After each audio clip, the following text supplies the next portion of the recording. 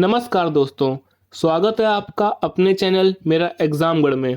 आज हम बात करने वाले हैं जीआई टैग्स के ऊपर। उससे रिलेटेड जितने भी कॉन्सेप्चुअल क्वेश्चन होंगे वो आज के वीडियो से आपके सॉल्व हो जाएंगे। और रही बात जो स्टैटिक पार्ट की कि कौन कौन से स्टेट को किस प्रोडक्ट के ऊपर कोई जीआई टैग मिला है, उसकी बात हम अगले वीडियो में करेंगे। तो ये वीडियो उनके लिए बेनिफिशियल रहेगा जो इसका कॉन्सेप्ट जानना चाहते हैं और पेपर को केवल रेक्टिफिकेशन से नहीं उसको समझ के देना चाहते हैं। तो जो साथी इस चैनल से पहली बार जुड़ रहे हो वो इसको सब्सक्राइब कर लें। वीडियो पसंद आए तो लाइक और शेयर भी करें।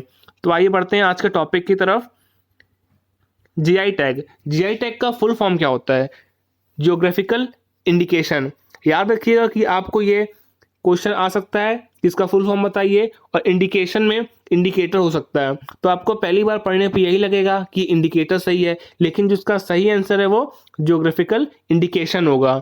अब बात करें कि इसके लोगों की, भारत में इसका लोगो क्या है, तो देखिए आपको ये लोगो दिख रहा है, ये जो है भारत में ऐसा लोगो है इसका। और जो इसकी टैग लाइन है वो टैग लाइन क्या है? अतुल भारत की अमूल्य निधि, मतलब कि invaluable treasures of incredible India. तो याद रखिएगा, लोगो आपसे पूछा सकता है कि ये लोगो किस चीज का है, या फिर इसकी टैगलाइन पूछी जा सकती है कि भारत में जीआई टैग की टैगलाइन क्या है। तो अब बात करते हैं कि जीआई टैग होते क्या हैं। जो ये जीआई टैग होते हैं ये नाम होते हैं या फिर साइन हो सकते हैं। क्या होते हैं? नाम होते हैं या फिर साइन हो सकते हैं जो यूज होते हैं किसी भी प्रोडक्ट के लिए, जो करस्पॉन्ड, मतलब कि जो होता है स्पेसिफिक जोग्राफिकल लोकेशन का, मतलब कि निश्चित एक ही जगह का होता है। जैसे कोलकाता का रसगुल्ला है तो केवल वहीं बन रहा है, उड़ीसा का रसगुल्ला है वहीं बन रहा है, कोल्हापुरी चप्पल है तो उसकी एक निश्चित पहचान हो जाती है कि ये इसी जगह का प्रोडक्ट है, इसी जगह का उत्पाद है, जो स्पेसिफिक ओरिजिन है, चाहे वो किसी टाउन की हो या किसी एक क्षेत्र की हो या फिर किसी पूरे एक देश की हो। तो यूज होता है ज्योग्राफिकल इंडिकेशन का, वो एक इंडिकेशन होता है प्रोडक्ट का। किसका? प्रोडक्ट का, सोर्स का। जो एक्ट करते हैं एक सर्टिफिकेशन के लिए, मतलब एक प्रमाण पत्र के तरीके कि ये जो प्रोडक्ट है इसमें कुछ ना कुछ कुछ क्वालिटीज हैं, वो क्वालिटी जो किसी दूसरे प्रोडक्ट में नहीं मिलेंगी। जैसे अल्फांसो आम है तो जो स्वाद अल्फांसो आम का है वो किसी दूसरे आम में नहीं मिलेगा। और जो ये बनाई गई है वो किसी ट्रेडिशनल मेथड से बनाई गई हैं। और जैसे फ्रांस में जो शराब बनाई जाती है उसको बनाने का एक अपना अलग तरीका है, तो उस तरीके से किसी अन्य जगह की शराब नहीं बनती है। जो अन्य तरीके से बनी, जो एक निश्चित तरीका हुआ उनका बनाने का, उसमें एक रेपुटेशन होती है, मतलब एक पहचान होती है कि जो यहाँ की शराब है वो शराब सबसे अच्छी है, जो यहाँ का गुड़ है वो गुड़ यहाँ का सबसे अच्छा है। ऐसे ही वहाँ पे एक उनको निश्चित पहचान मिलती है जीआई टैग से। बात करते हैं कि जीआई टैग की स्टार्टिंग कैसे हुई, जीआई टैग मिलना शुरू कैसे हुए, इसका जन्म कैसे हुआ। तो बात करें अगर कि गवर्नमेंट जो होती है एक प्रोटेक्टेड ट्रेडमार्क के लिए लॉ और ट्रेड नेम के लिए लॉ तो बहुत पहले से बनते आ रहे हैं, 19th सेंचुरी से। जो ये लॉज थे, फॉल्स स्टेट डिस्क्रिप्शन, मतलब कि कोई एक सामान किसी और का है लेकिन उस पर अपना चिप्पा लगा के उसी नाम से या फिर कुछ गलत शलत दिखा के उसको बेचने का प्रयास करते थे, जिसकी वजह से वहाँ पे लॉ बनाए गए कि ऐसा वहाँ पे ना हो पाए। जो जनरली प्रोटेक्ट करते थे, मतलब कि बचाते थे सजेशन से कि जो प्रोडक्ट है वो सर्टेन ओरिजिन का है, मतलब कि जो प्रोडक्ट है फेक नहीं है, ये सही प्रोडक्ट है, और जो क्वालिटी है वो इसकी एकदम सही है, जो जो नाम है वो उसी कंपनी का प्रोडक्ट है। तो उसको बचाने के लिए वहाँ पे लॉ बनाए गए।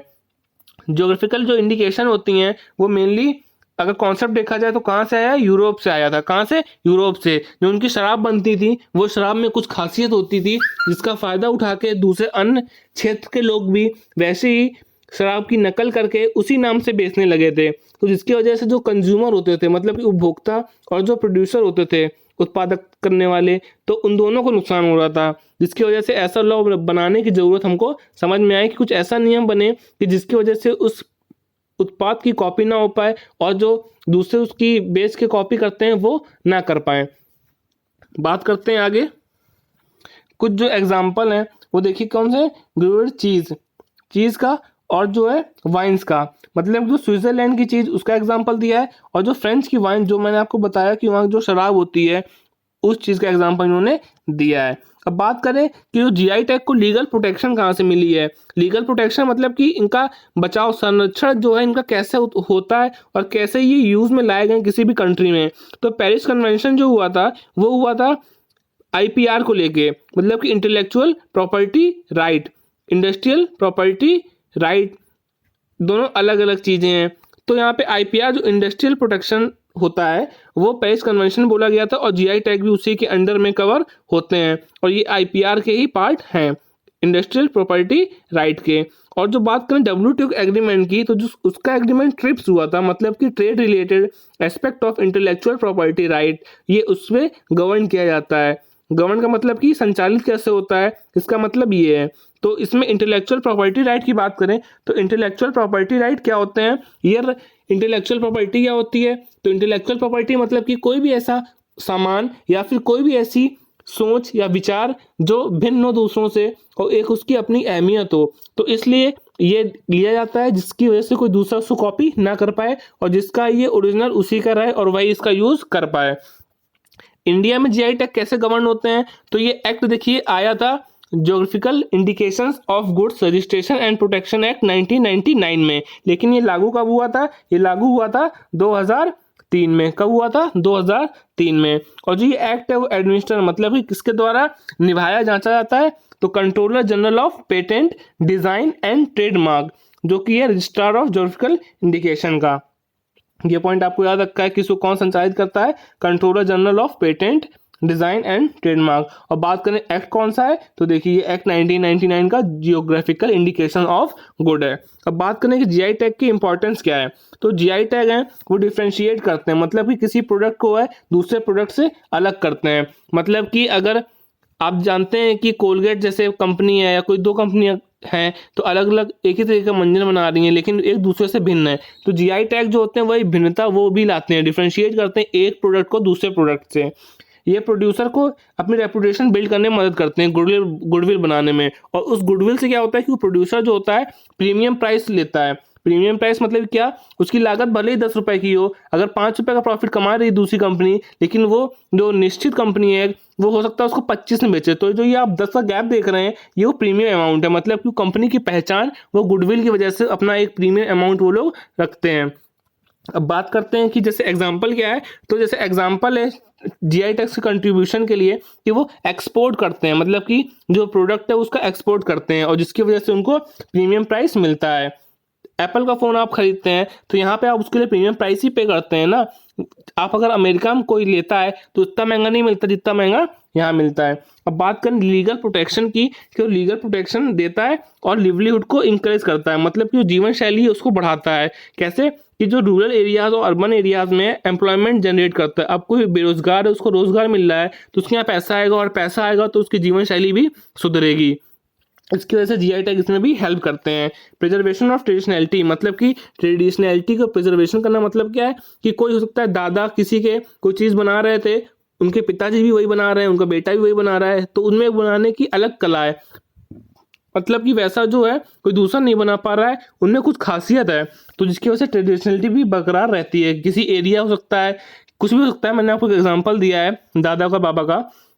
बात करते हैं entry barrier of fake product.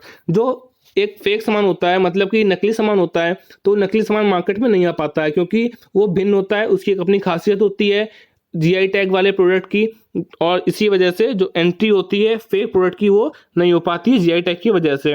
अब बात करें कि इनमें चैलेंज क्या क्या है, तो किसी एक स्पेसिफिक कंट्री को शराब के लिए ट्रिप्स एग्रीमेंट के अंडर में उसको जीआई टैग दे देना, क्योंकि और कंट्री में वो पॉजेस नहीं है। अब जैसे कि फ्रांस की शराब है तो एक कंट्री सेंट्रिक हो गया, कोई एक जगह सेंट्रिक नहीं कंट्री सेंट्रिक हो गया। अब कोई दूसरा वैसा ही बनाएगा, अभी उससे अच्छी बनाएगा तो वहाँ का जीआई टैग जो है वो उनको उभरने नहीं देगा। अब बात करें डेवलपिंग कंट्री जैसे कि अपनी इंडिया है, तो अब वैसा ही हायर लेवल का प्रोडक्शन जो है वो दिया गया है ट्रिप्स के अंडर में वाइन और स्पिरिट को, ये भी एक चैलेंज है। अब बात करते हैं तीसरा चैलेंज क्या है, तो इसमें बैटल हो जाती है दो स्टेट के बीच में, मतलब कि जैसे रसगुल्ला है जो है वो कोलकाता का भी है और रसगुल्ला जो है वो उड़ीसा का भी है, तो इन दोनों राज्यों में आपस में एक तरीके से टकरार हो गई कि रसगुल्ला मेरे यहाँ का, ये कह रहा रसगुल्ला मेरे यहाँ का है, अब किसको जीआई टैग दिया जाए, तो ऐसा भी देखा गया है। अब बात करते हैं false use of unauthorized parties, मतलब कि वो पार्टीज जिनको जीआई टैग का अधिकार नहीं है वो पार्टीज उसका यूज करती हैं, जिसकी वजह से कंज्यूमर और प्रोड्यूसर दोनों को नुकसान होता है। अब पांचवी बात ये है कि लॉस ऑफ रिवेन्यू, मतलब कि जो एक प्रोड्यूसर है जो बना रहा है वो क्या करेगा कि अगर जीआई टैग नहीं होगा तो क्या होगा कि दूसरे जो बनाने वाले हैं वो भी बनाएंगे, वैसे ही नकल करेंगे, और जो उसका जो पैसा असली हक में जिसके आना चाहिए, जिसका वजूद था, जिसका कोई बनाने का ढंग या तरीका था, उसके हक में नहीं आके जो दूसरा नकल कर रहा है उसके हक में आएगा। एक ये भी इसका चैलेंज है, मतलब कि जो एक ये है निगेटिविटी कह सकते हैं। अब बात है कि जो बेनिफिट जीआई टैग के क्या है कि जो प्रोडक्ट होता है वो इफेक्टिवली मार्केटेड हो, मतलब कि वो सही तरीके से लोगों तक पहुंचे, और उसका जो इलीगल कॉपिंग है वो भी मना किया जाए, मतलब कुछ ऐसे लॉ बनाए जाएं जिससे कि उसकी जो कॉपी है वो ना हो पाए, ऐसे कठोर दंड दिए जाएं उनको जो उसकी कॉपी करें कि उनके मन में भय पैदा हो कि वो ऐसी कॉपी ना करें। प्रोटेक्शन होना चाहिए इनके लिए, ब्रांड क्रिएशन होनी चाहिए, और पोस्ट सेल कंज्यूमर फीडबैक होना चाहिए, मतलब कि अगर किसी को आपने बेच दिया है तो उसको वो कैसा लगा, कुछ फीडबैक के लिए कोई फॉर्म भी हो सकता है या ऑनलाइन भी ले सकते हैं, आजकल तो ऑनलाइन है सब कुछ, तो ये फीडबैक भी लेना चाहिए कस्टमर से। प्रोसिक्यूटिंग अनऑथोराइज्ड कॉपियर्स, मतलब कि जो अनऑथोराइज्ड कॉपियर्स हैं, मतलब जिनको हक नहीं है ऐसा प्रोडक्ट बनाने का, वो उसकी कॉपी करके बना रहे हैं, तो उनको प्रोसिक्यूट करना चाहिए, उनको दंड देना चाहिए, उन पर कार्रवाई होनी चाहिए। बात करते हैं international recognition of product is very important, मतलब कि जो आपका जीआई टैग का प्रोडक्ट है वो इंटरनेशनली रिकॉग्नाइज होना चाहिए, उसकी ऐसी मार्केटिंग करिए कि वो आपको देश विदेश में भी उसका नाम जाना जाए, जब देश विदेश में भी उसका नाम जाना जाएगा तो वो वहाँ के लोग खरीदेंगे और आपका व्यापार बढ़ेगा। बात करते हैं अगले पॉइंट की, तो जीआई टैग जो है उनका पोटेंशियल ग्रोथ इंजन होना चाहिए, मतलब कि उनका जो ग्रोथ है वो सही से होनी चाहिए। पॉलिसी मेकर्स उन आगे आना चाहिए, कुछ ऐसे रूल बनाने चाहिए, ऐसी पॉलिसी बनानी चाहिए जो इंडियन के जो जीआई प्रोडक्ट है, मतलब कि जो खास प्रोडक्ट है इंडिया के, कोई भी प्रोडक्ट ले लो, आप रसगुल्ला ले लो, आप कोल्हापुरी चप्पल ले लो, कोई भी ऐसा प्रोडक्ट जो देश विदेश में भी बिक पाए, ऐसी पॉलिसीज बनानी चाहिए पॉलिसी मेकर्स को। आप जानते हैं कुछ फैक्ट्स कि क्या फैक्ट हैं जीआई टैग के। जीआई टैग के इंडिया में 4 ऑफिस हैं। कितने हैं? 4। पहला चेन्नई जो साउथ का हो जाता है, कोलकाता जो ईस्ट का हो जाता है, मुंबई आपका वेस्ट का है, और न्यू दिल्ली आपका नॉर्थ का ऑफिस है। अब बात करते हैं कि जीआई टैग किसी को मिल गया तो क्या पूरी हमेशा जिंदगी के लिए रहेगा? तो नहीं, ऐसा नहीं है। जीआई टैग केवल 10 साल के लिए होता है। कितने के लिए? 10 साल के लिए।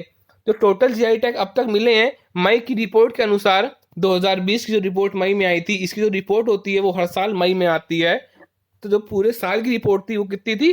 365 जीआई टैग अब तक भारत में मिल चुके हैं। जो सबसे ज्यादा ऐसी स्टेट कौन सी है जिसको जीआई टैग सबसे ज्यादा मिले हैं? तो वो है कर्नाटक। और कितने मिल चुके हैं, कितने उत्पाद को मिल चुके हैं? तो 47 प्रोडक्ट को मिल चुके हैं जीआई टैग। कहाँ के? कर्नाटक के, और ये पहले नंबर पे है। दूसरे नंबर पे कौन है? तमिलनाडु। तमिलनाडु कितने मिले हैं? 39, मतलब कि 39। अब बात करें कि भारत में जीआई टैग सबसे पहले किसको मिला था, तो सबसे पहले जीआई टैग मिला था दार्जिलिंग चाय को। किसको? दार्जिलिंग चाय को। और वो कब मिला था? 2004 में। आपको पता है ये लागू कब से हुआ था? 2003 में। एक्ट कब से आया था? 1999 में। और पहला कब मिला? 2004 में। किसको मिला? दार्जिलिंग टी को, दार्जिलिंग चाय को। और अब हम अगले वीडियो में जितने भी जीआई टैग इंपॉर्टेंट हैं जो इस साल में मिले हैं, या फिर जो इंपॉर्टेंट आपसे पिछले वाले भी पूछा सकते हैं, उनको हम अगले वीडियो में डिस्कस करेंगे।